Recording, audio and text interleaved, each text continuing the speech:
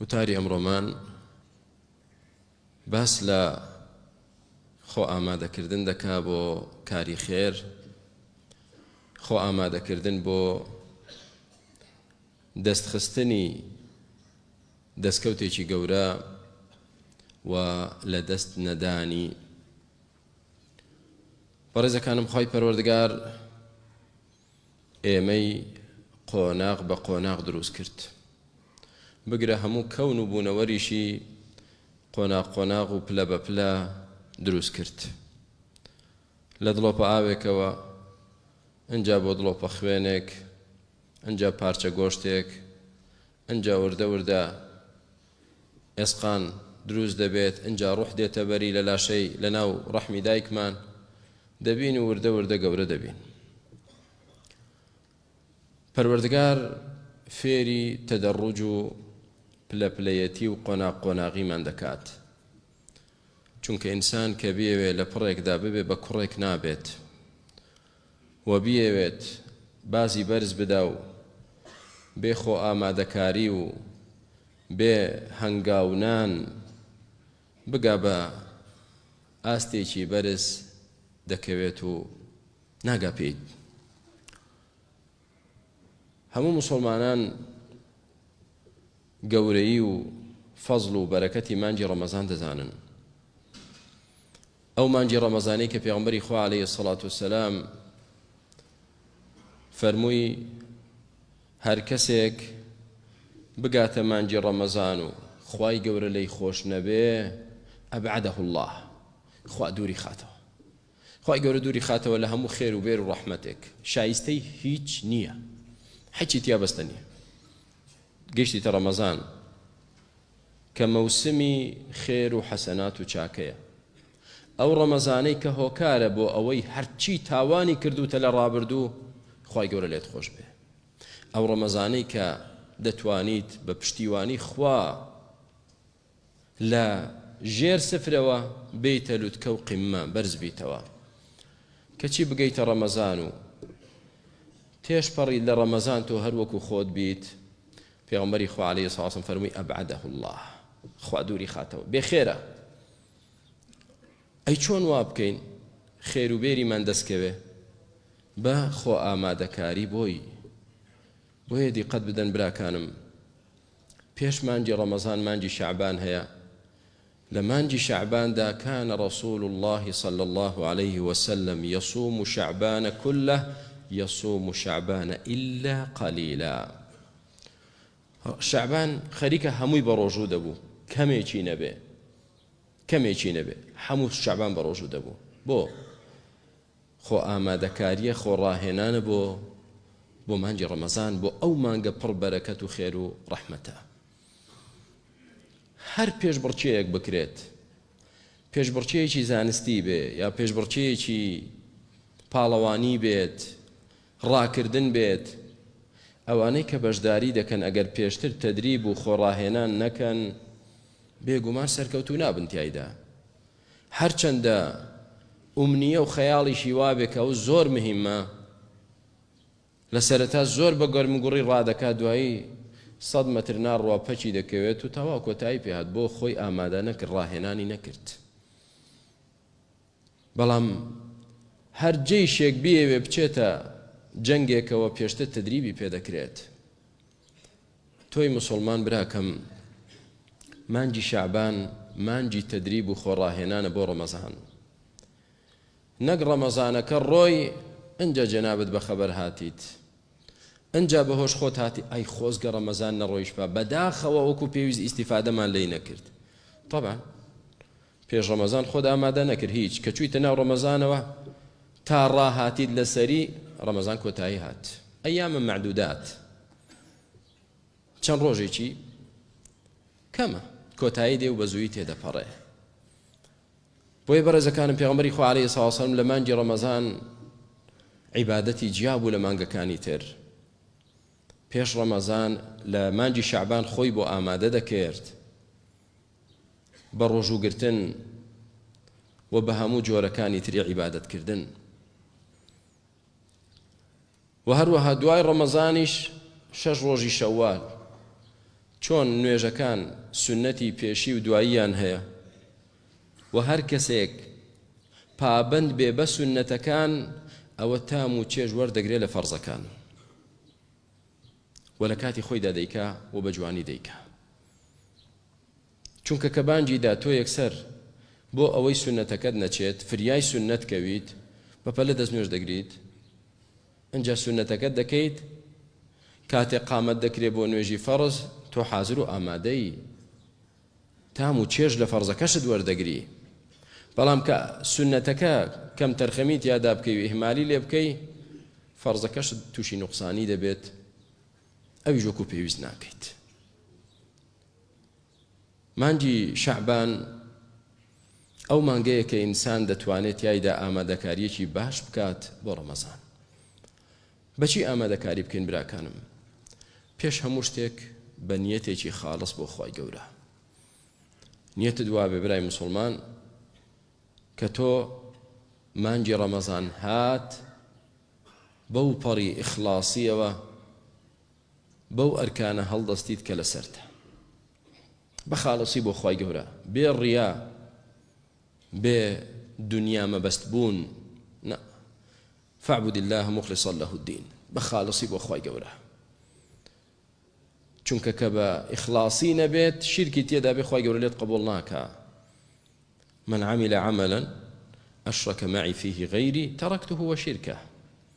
پەروەردگار لە حەدیثێکی قودسیە دەفەرمێ هەر کەسێک کردەوەیەک بۆ من بکا بەڵام یەکێکی تریش بکاتە شەریکی من تیایدا نامەوێت، پێویستم بە شەراکەت نییە، ئەوەی بۆ منیشی کردو با بۆ ئەوی تر بێ، هیچم ناوێت، هیچی لێ قبوڵ ناکە. دووەم شێوازی خۆ ئامادەکاری صدق العەزیمە، ئیرادە و نیەت و مەبەستت سوور بێت، جەزم بێت، بە ئیرادەیەکی پتەوەوە پێشوازی لە ڕەمەزان بکە.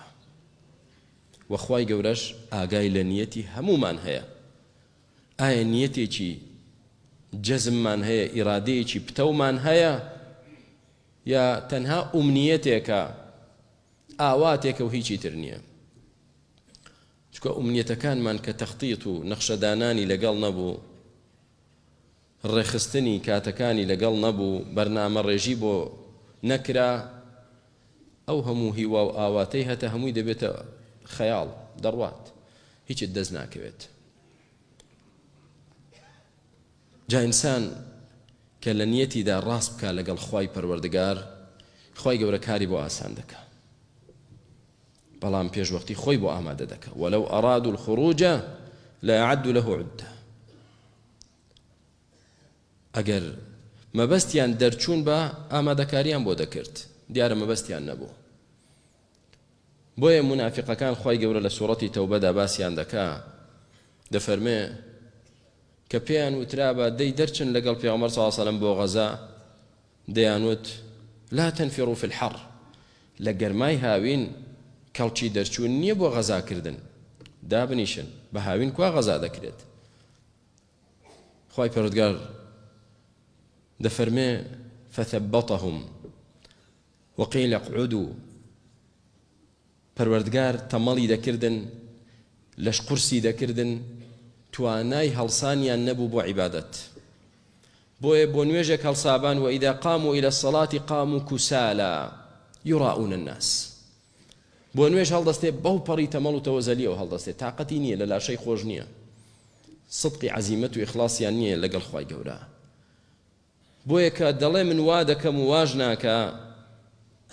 پەروەردگار دەفەرمێ فأعقبهم نفاقا في قلوبهم إلى يوم يلقونه بما أخلفوا الله ما وعدوه. پەروەردگار نیفاق دەخاتە دڵیانەوە، بۆ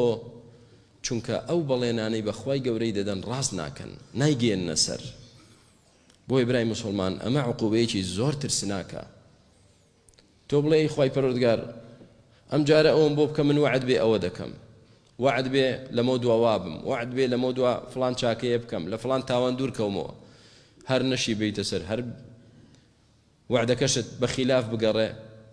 خوای گەورە عقوبەت دەدا بە نیفاق، دەیخاتە دڵتەوە، کۆتاییت پێ دەی، خوا پەناماندا. ئامادەکاریەکی تر بۆ ڕەمەزان ئەتەوبە، تەوبەکردن لە تاوانەکان براکانم.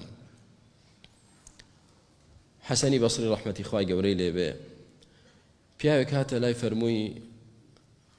ئەی مامۆستا من ئاوی دەستنوێژ دادەنێم شەوانە پێش خەوتن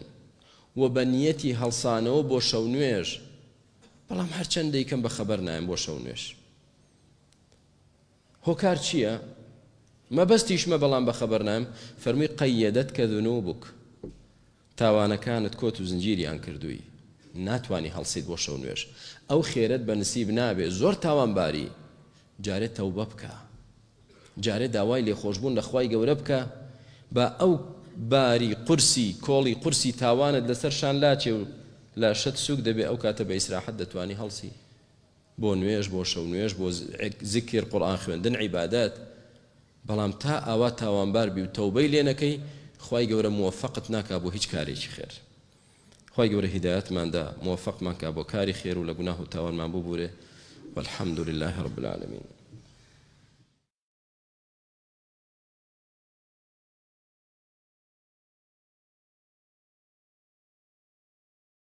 الحمد لله والصلاة والسلام على رسول الله خوا مەدەکاری بەوە دەبێ ئینسانی موسڵمان خۆی بگرێتەوە لە 5 شت کە ژیانی ئینسان بێبەرەکەت دەکەن کە سەعادەت و بەختەوەریت لە دەست دەدەن ئەو 5 شتە بەڕێزەکانم فضول الكلام وفضول الطعام وفضول النظر وفضول النوم وفضول الاختلاط بالناس زۆر قسەکردن زۆر خواردن زۆر خەوتن و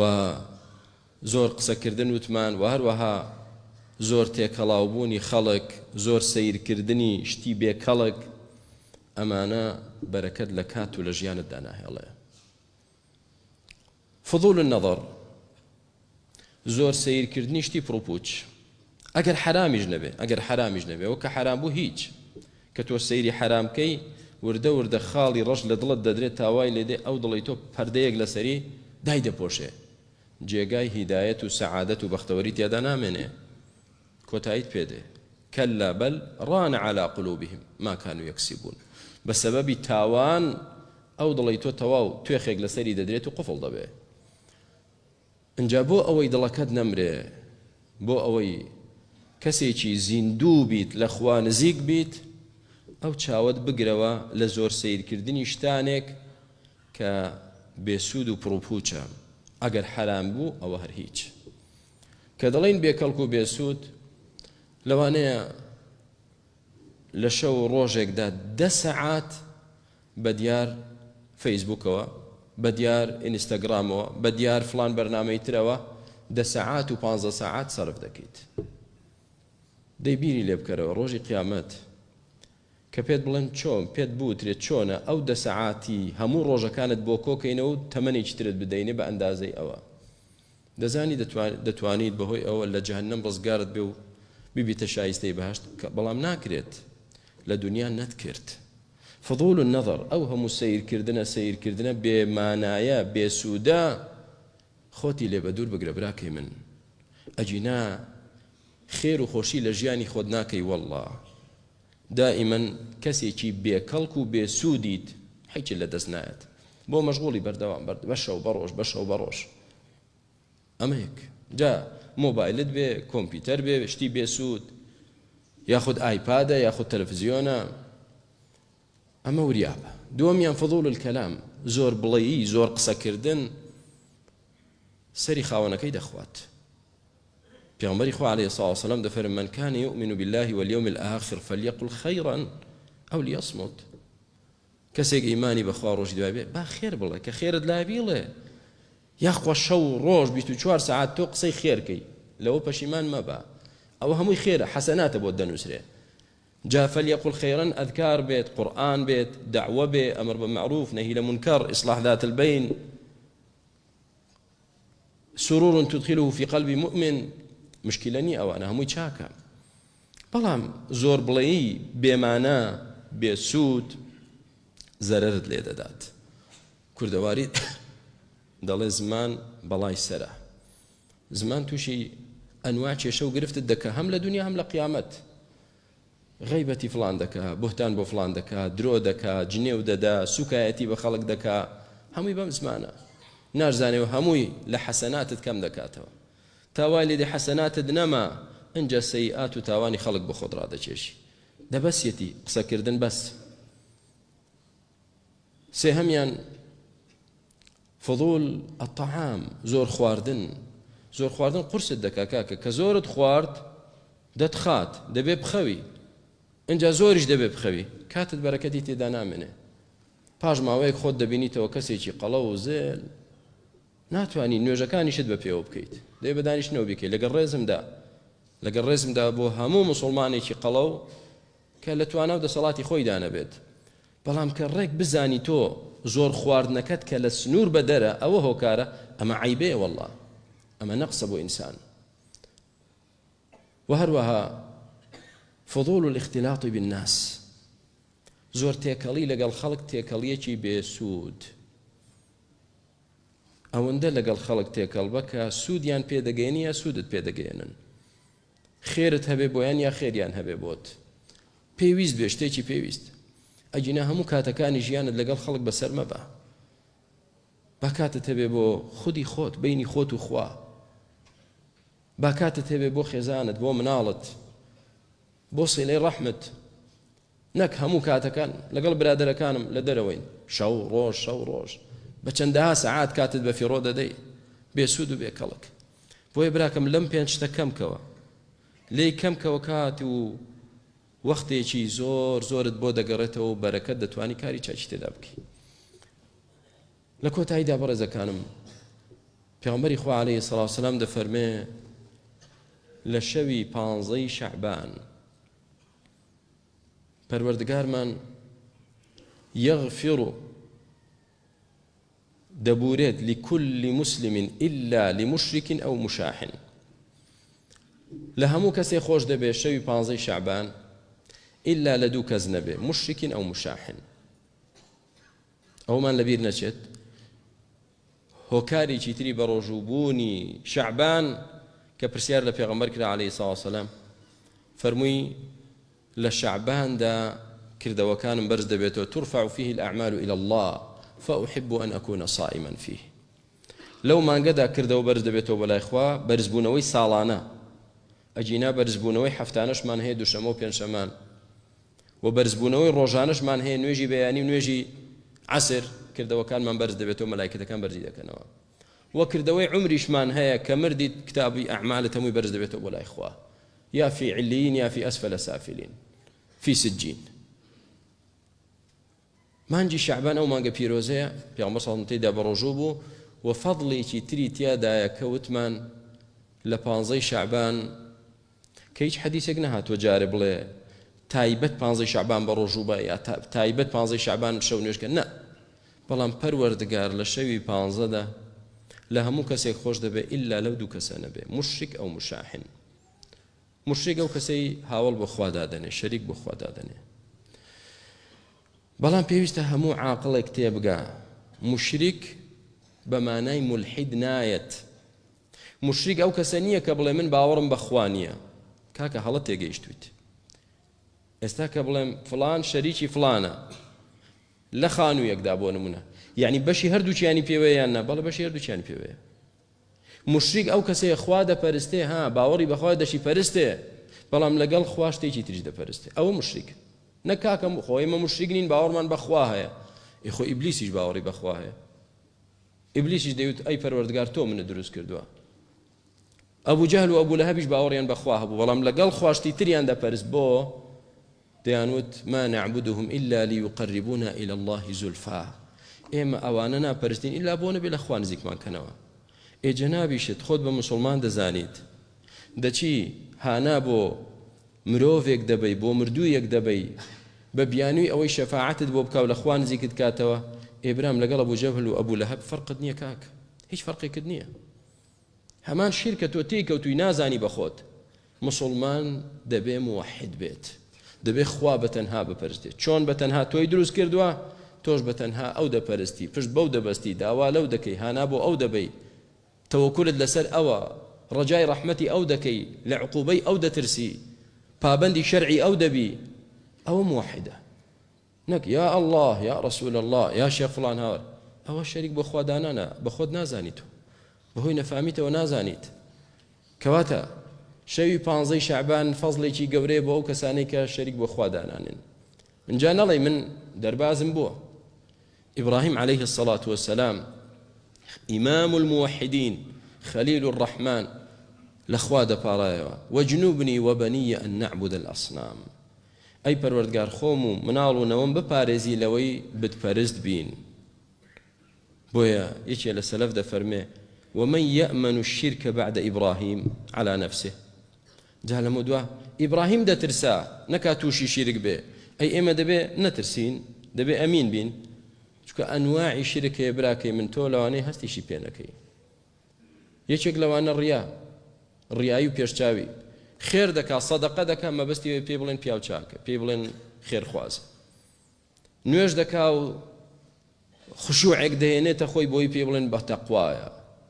کەواتە وریابین ئاگامان لێی بێت شیرک جۆری زۆرە یەکێ لە جۆرەکانی شیرک پێغەمبەری خوا صلی الله علیه وسلم دەفەرمێ تعیس عبد الدینار تعیس عبد الدرهم إن أعطي رضي وإن منع سخط هندێک کەس پێغەمبەری خوا صلی الله علیه وسلم ناوی ناون عبدی درهم و دینار عبدی دنیا عبدی پارەیە عبدی منصبە عبدە بۆی وریا بە ئاگات لە خۆت نییە براکەم تۆ هەموو ژیانت هەموو ئاوات و هەدەفی تۆ پارەیە بەس منصب و دنیایە ئەوەت دەستکەوێ تۆ بوویتە عبدی دینار و درهم بەخۆشت نازانیت لە پێناوی دینار و درهم دینەکە دواز لێ دێنیت کەم تەرخەمی دەکەیت کەواتە تووشی شیرک بوویت دووهەم کەس کە خوای گەورە لێیان خۆش نابێ مشاحن ئەو دوو کەسەی کە مسڵمانن ئیماندارن لەسەر دنیایەکی پڕوپوچ دەنجیان لە یەکتر ڕاگرتووە